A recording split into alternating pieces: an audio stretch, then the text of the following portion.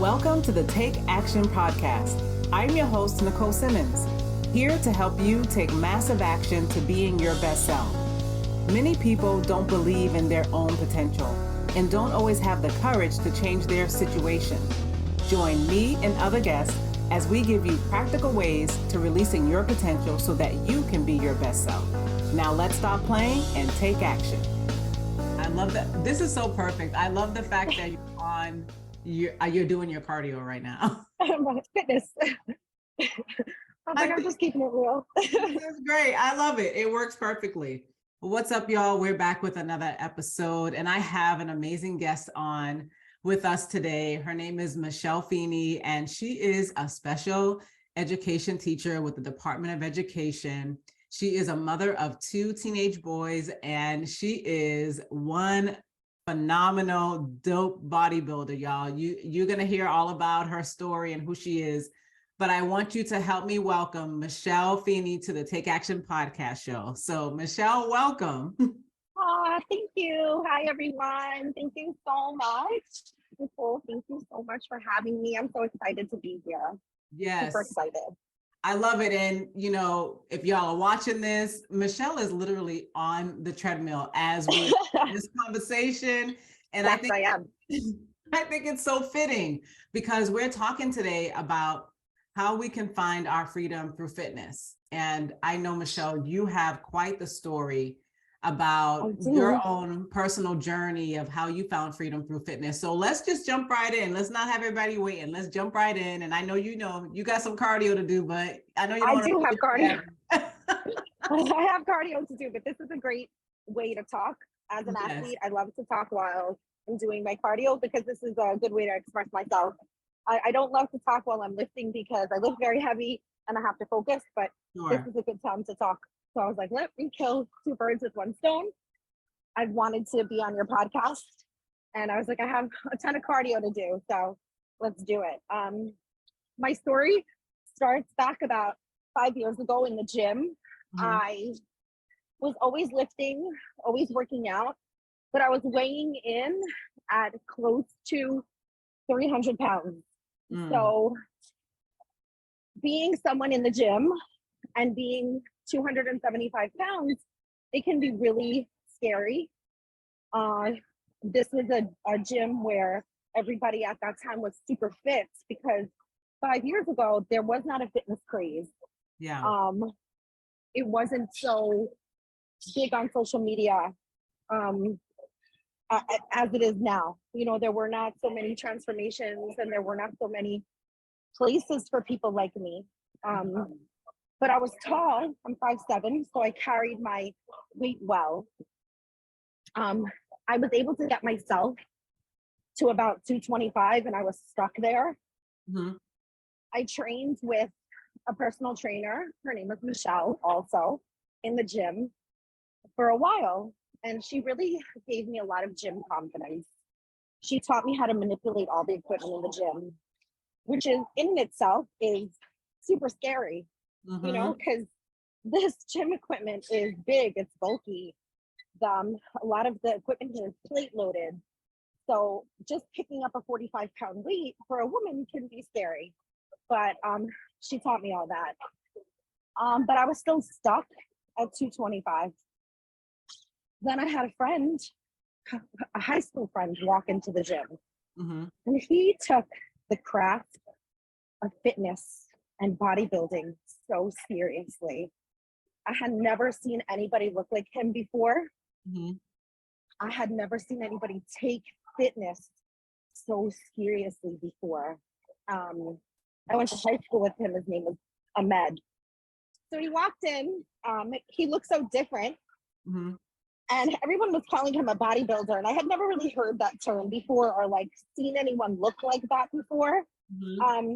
And he was watching me work out for a while. I knew him from high school. And he was like, can I ask you a question? And at this point, I was lifting really heavy only because that was just like the natural progression of being in the gym for so many years. And at this point, this was like 5 years ago. This is like the start of my weight loss. And he's like, will you let me help you? Like I said, I want to lose weight. And he's like, will you let me help you? And I was like, sure. And he literally took the weights out of my hand. And I was like, well, what are you doing? You know, he's like, no. And he put me on the ground. And he taught me all kinds of groundwork and body weight work. Put me on a different cardio machine. I had always been a runner. Put me on the Stairmaster. And I immediately dropped 25 pounds. Wait a minute. So you skipped over a whole important aspect here. So you started working out, right? And then you said, I wanna do this transformation show. Yeah. Right. And so for people that may not be familiar with what that is, what is a transformation show? So a transformation show, the transformation show that I did is called Summer Shred. And I compete in Summer Shred to this day. I've done Summer Shred 4 times because I just love it. It's called Summer Shred Community. It's a Christian Guzman and Heidi show. Say that show like really changed the trajectory of my life and fitness, you know, because it's because of that show and because of that competition. So a transformation show is 2 things. It allows you to show off all of your hard work. You know, people who get on that stage have lost anywhere between 40 to 100 pounds, but really the transformation comes from your mental transformation. Okay. It's more of a mental transformation. So when people say to me, the question I get asked the most is, you must feel so different. And the thing that I feel most different about is the anxiety and stress around getting dressed. Okay. You know, it's like, I don't have that anymore. I don't have those anxiety and stresses around getting dressed. I work too hard. You know, I've worked too hard on my body. I understand fitness too well to have that anxiety and stress. I just don't do that to myself. I understand food too well. If the scale goes up a little bit, I understand that I maybe ate a little bit too much, or I don't live and die by the scale either.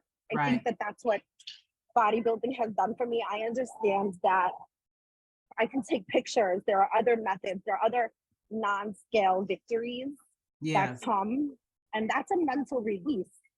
I don't have to worry about the number on the scale anymore. That's a mental freedom that this lifestyle has given me, that fitness has given me. Now, Michelle, I want to dig into that a little bit, because I loved what you said, is that, you know, you were freed from the anxiety around getting dressed in the morning, right? And as women, and, you know, societal norms, messages, maybe the family you came up in, depending on your cultural background, whatever that might be, sometimes we can hold these mindsets, or even struggle with how we look, or wanting to look a certain way, or whatever those challenges might be, in terms of just looking at yourself in a mirror, getting up in the mirror. That creates a type of limitation, if you will, right? So how did you get to the point where you were free from that anxiety of getting ready in the morning? Like, how did fitness help you do that? You know, fitness is not a instant gratification thing. It's a mental instant gratification thing. You know, your endorphins will improve, and so that will give you an instant gratification. But if you're looking for like a physical instant gratification, that's where the consistency and time and effort comes in. So you have to put that in. And that's where, you know, all of your like happiness comes in. You know, like the pride in yourself comes in, being consistent and being like, wow, okay, this is actually, consistency leads to discipline. So having that consistency and the self-discipline is really like, everyone's like, oh, you're very motivated. Really, I'm just very consistent. Yeah. You know? Yeah.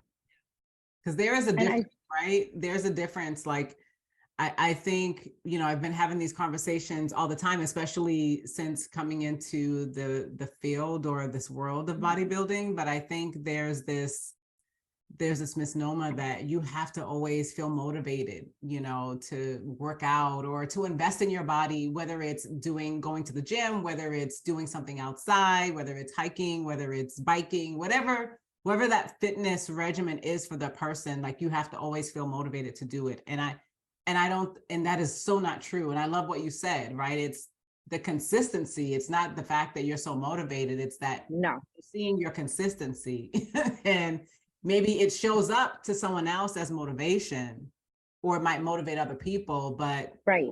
I get that a lot from people. Right. I get that a lot from people like, oh, you're very inspirational, you're very motivational. And I'm like, oh, thank you very much. I'm glad that I can be that for you. Right. Really, what it becomes and what fitness has become for me and what drives me is not, yes, there are physical changes, but the physical change takes an extremely long time. And that's what I tell people. I go, I wish I could tell you that the 130-pound weight loss and then the gaining of muscle happens overnight. Right. It did not. What happens very quickly is a mental change.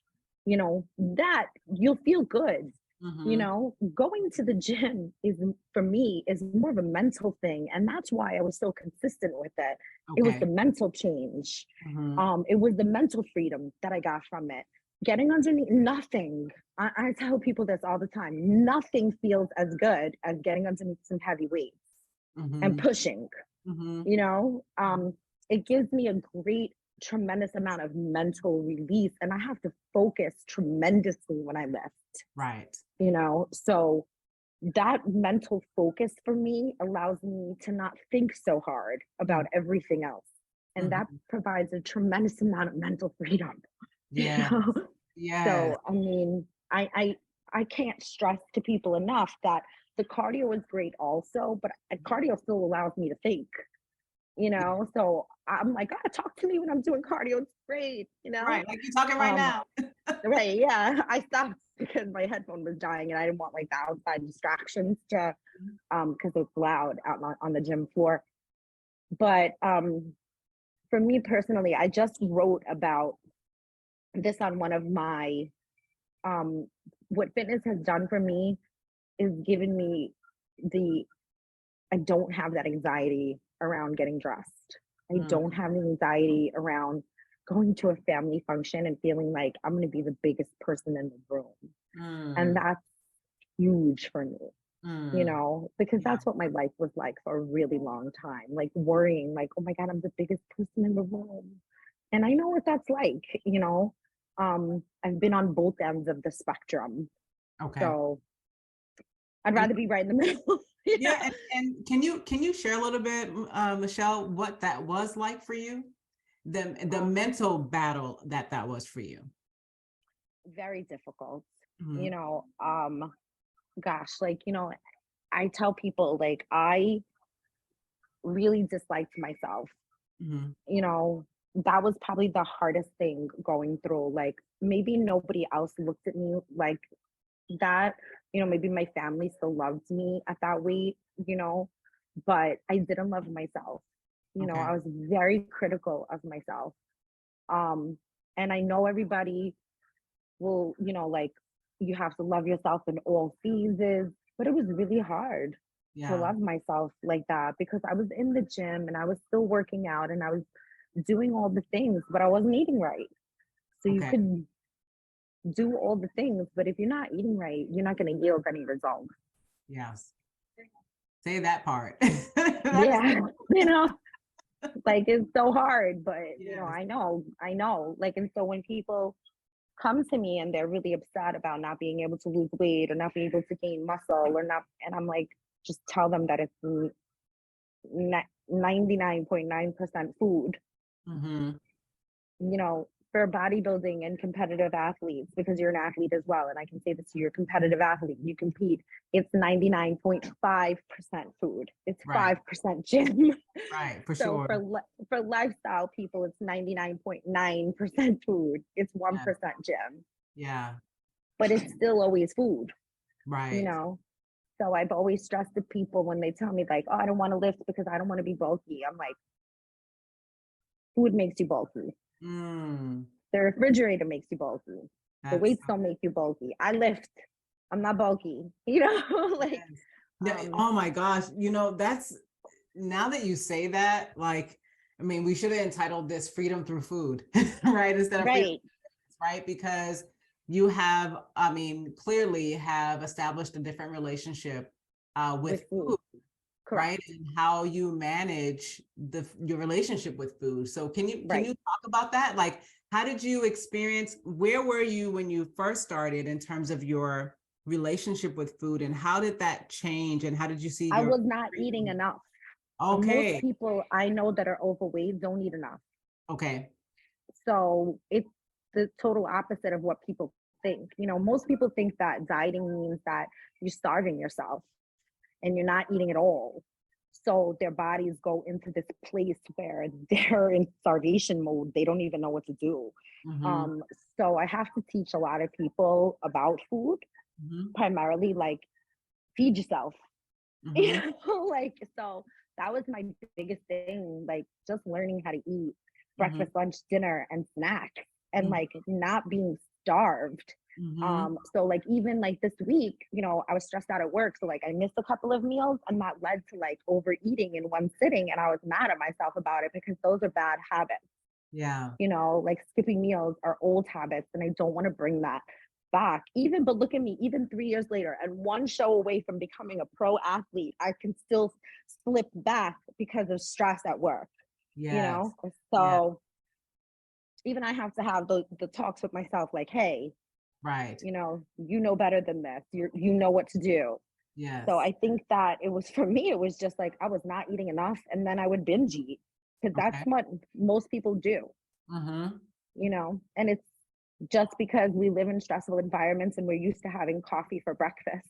And people are like, well, I don't eat anything. I have a cup of coffee for breakfast, and then I don't eat until lunch, and then I'm not eating again until dinner. And that was the life that I was leading, you know, and then I'm having a whole pie pizza for dinner. And then I wonder why I'm overweight. You know, I know why I'm overweight, you know? Right. I don't know why I'm eating what I'm doing wrong. I'm doing everything right. No, it's the food. So how did you make that shift? Like, when did you, I know it's a process, right? It wasn't like just one moment, like all of a sudden, right? So no, it was literally like one day I woke up and said, I do not want to live one more day like this. That was it. Not one more day. Not one more day. And the father of my children is like, that's exactly what she did. She woke up one day and was like, I'm not doing this no more. I will not look like this one more day. I will not look in the mirror at 40, because I started at 40 and I'm 43. So I was like, I will, because that's when I lost, like at 40, I was 200 pounds. And I was like, I'm not doing this no more. I will not be 41 and be 200 pounds. That's not happening. Yes. I won't do it. So really, at least what I'm hearing, oh my goodness, this is such a golden gem that you're saying. I hope y'all are hearing this. This is so awesome, that your freedom really started when you said out loud to yourself, I will not live like this. Absolutely. Right. And so I will not do it. It was like your moment of freedom. And then you just walked it out, and here you are 3 years later, about to compete on a stage to become a pro, or to win the title of a pro. You have to place, correct, I guess, right? But I have to win, but I'm competing in a pro show. Like, if somebody would have told me that 3 years ago, I'd be like, shut up. Right. No, you're a liar. You know, that's not what's gonna happen, you know? But here I am. But that's just a testament to being consistent. Yes. Just consistency and determination, because I refuse to give up. You know, I refuse to stop. You are a perfect example of that. I love, you know, for those of y'all, you have to follow Michelle on her Instagram account, because it's true. You are an inspiring person, but I think it's your consistency and your honesty that you share as well. as to like this is what it really is. This is where I really am, and this is where I was. Like, I think you had did a throwback picture at some point, and I was like, wow, when you meet somebody in their kind of their future self, right? You meet them, yeah. and then you don't know their whole story. So to see your picture, and I was like, that was not you. You were like, no, this was me. Yeah, I try to tell people that I went through so many phases. I don't just show one transformation, because I don't want everyone to think like, oh, I went from that to this. Right. No, that's not how it went. You know what I mean? Like, I had to lose a lot of body fat before I could even gain muscle. I'm working with my coach now. This is the second year, and he's in Atlanta. People think he's like right next to me. I'm like, no. I'm like, listen, that's what I tell people. I go, my coach has athletes from Olympians all the way down to like low level amateurs. And I always tell people, you wouldn't know, I'm not his only athlete. I'm like, oh, coach, you have other athletes? I don't know it. I love it. I love it. And so do you, just curious, do you work out with your coach? Yes, I do go down to Atlanta to go work out with him for like a week at certain times during the year. Yeah. Okay. Yes, so I do. I want y'all to hear this, right? Because Michelle you don't live in Atlanta. No. Tell everybody what state do you live in? I'm from New York City. Okay. Brooklyn. I'm from Brooklyn. All right. So she's in Brooklyn. Her coach is in Atlanta. And so you have to make a conscious decision every single day to train and to eat the things that you're supposed to eat, and, to maintain that freedom, right? Because it's like, oh, I think, absolutely. you know what I mean? I think when we think about the freedom that people experience, especially for those that are on a fitness journey, that, like you said before, you have to be mindful of those times where I'm feeling stressed, right? Because same here, like, you're like, oh goodness, okay, I know I'm not changing things because this is what's happening. Okay, I'm feeling stressed, I'm feeling pressure, whatever. But you have to continue in those disciplines, and you work out on your own, basically. Yeah, I do. Okay. Yes. Okay. I work out he sends programs over, like little video snippets, and I do them on my own. But I had been not doing the programs with the right amount of intensity, and I didn't realize that until I went out and I trained with him. And like, that's why that is super important that you do go and visit your coaches, especially if you are a competitive athlete or any kind of athlete and you're not right next to your coach, because unless I had gone to him, I wouldn't have been performing at the right level. Yes. So it was very important that I went there. I love it. And so that brings us to just a couple more questions in regards to accountability, right? Because the coach that you have and the people that you mentioned along the way are people that you were accountable to.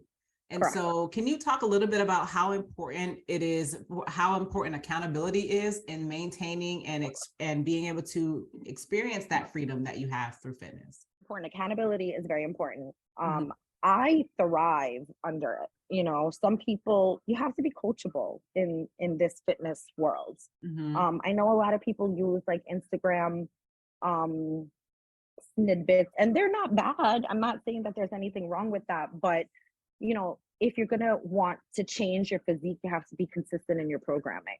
Not something new every day, because that's just not how fitness really works. And that's, people get so crazy when I tell them I eat the same thing all the time. They're like, what? I'm like, yes, because that's how you get freedom. That's how I'm able to splurge and sometimes eat a cheeseburger and fries, because I'm eating the same thing all the time. Yes.